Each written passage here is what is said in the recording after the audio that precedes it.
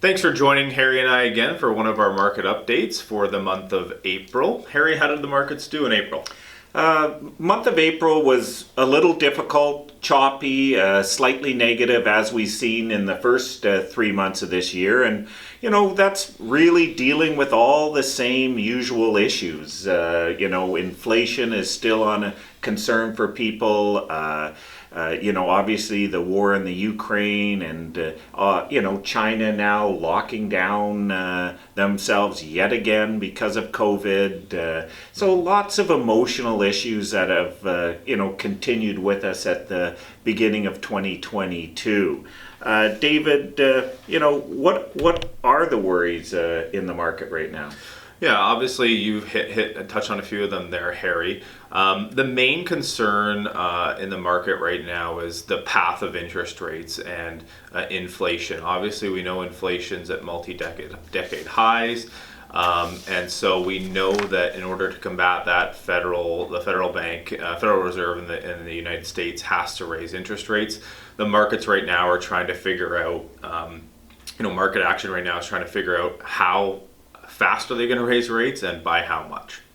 And that has a massive impact on stock prices, bond prices, and the market in general.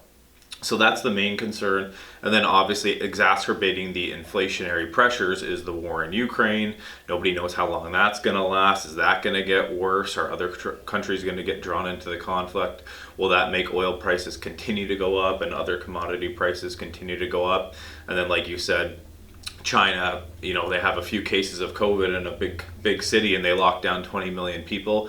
I don't get it, but that's what they're doing, and that doesn't help supply chains heal either, which is, again, not helping the inflation situation.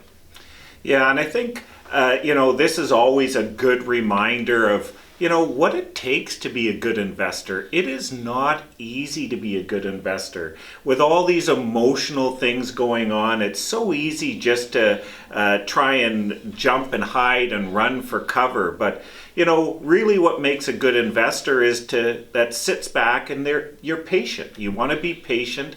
You want to look at the positives that these short-term negative markets bring, because we've always seen these short-term negative markets. They happen, every 4 or 5 years. We'll get something like this.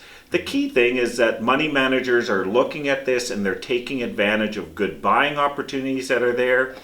And then we've always see, David, that after the worst parts of the market, we always get the best performance. And I think that's one of the things to remember. There's a pot at the end of this rainbow of gold, and that's going to be the real strong growth that we're going to get.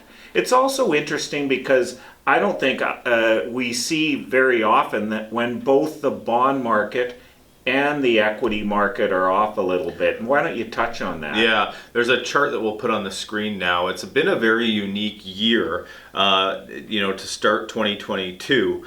So far, both stocks and bonds are negative simultaneously and fairly substantially, especially for the bond market. The bond market in the first quarter went through one of its most difficult quarters in 30 or 40 years. So, that typically when equity markets are down, we rely on the bonds in our portfolio to provide some level of stability, and it's been a bit of a double whammy so far here in 2022.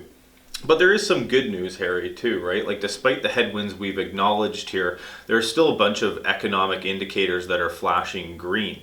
We've seen it so far as of April 26th, about 106 of 132 S&P 500 companies had reported first quarter earnings for 2022, and 80% of them beat analyst expectations. So 80% of companies, if that trend continues for the rest of the 500 companies, if 80% can continue to beat expectations, yet the market's down 12% for the quarter, there's kind of a dislocation there, and that's just a lot of people, I think, worrying about how bad inflation may yet get or how high interest rates may yet get. But there's also other signs that are flashing green too. U.S. housing starts are still growing and positive. Unemployment is still very, very low. We've got global economic activity as measured by the Purchasing Managers Index, still very positive globally, even though it peaked in late 2021. It's still well above 50 in a lot of regions globally. So there's still lots of good things going on that people need to remind themselves of and not panic. Yeah, and those are excellent points, David. And one of the things I remind too is that, as David mentioned, with interest rates going up, that's affected the bond market negatively. But as I mentioned before, that pot of gold at the end of the rainbow, well, how does that help us down the road for bonds? Well, we're now getting far higher interest rates. So now all these new bonds that are available to the money managers are now being placed in your portfolios so that you're going to get a much higher income stream down the road because those interest rates have increased. So now next year and the years to come, we're going to benefit from that interest rate hike. So yeah, we took a little bit of a short-term knock, but we're going to get many, many years of benefits from that. And as David mentioned before, corporate profits have been beating overall analysts' expectations. So what does that mean? Well, that means when markets come down, and they're not really coming down because of economic reasons, they're coming down because of emotional and all the worry that's out there.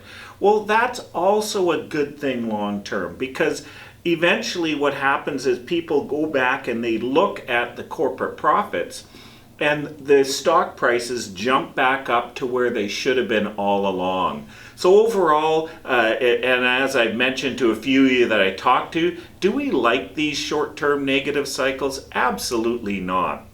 But don't lose sight of all the positive things that are going to be coming because of going through those. And that's what I talk about being a successful investor, is being patient through these short-term trying times. Yeah, and that's a conversation I had with somebody recently, Harry. Actually, a few clients have asked me who have regular contributions to their RSPs or whatever account they're saving to. They've asked me, hey, should we maybe just direct that rather than continuing to buy the investment? Should I direct that to just a cash account for the next 6 months until this market starts getting some positive momentum again? And I told them, no, that's probably the exact opposite of what you want to do. You've got a long-term horizon ahead of you. You don't need this money or a substantial portion of it anytime soon. So what you ought to be doing is just carrying on with those contributions, continuing to buy more of those companies that you said that are good companies long term, and their share prices have actually dropped right now. If you can continue to stick to that strategy 5-10 years from now, you'll be very pleased with your results. Yeah, that's excellent advice, David. As always, if you have any questions, you want to review anything, please don't hesitate to give David or myself a call. Take care. See ya.